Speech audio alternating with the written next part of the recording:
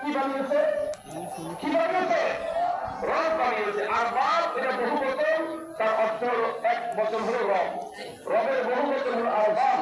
আল্লাহ বলতেছেন যে খ্রিস্টানরা তাদের ধর্মের 20 শ্রেণীর মানুষকে তারা রব হিসেবে গ্রহণ করে নিয়েছে। কয় শ্রেণীর মানুষ? এক শ্রেণীর মানুষকে বলা হয়েছে আহবার, যারা পণ্ডিত শ্রেণীর মানুষ, শিক্ষিত সুশীল সমাজ। আমাদের সমাজে বেশি আমরা জানাশোনা মানুষদেরকে সুশীল সমাজ। খ্রিস্টানদের সুশীল সমাজকে রব হিসেবে গ্রহণ করেছে। আর দ্বিতীয় হলো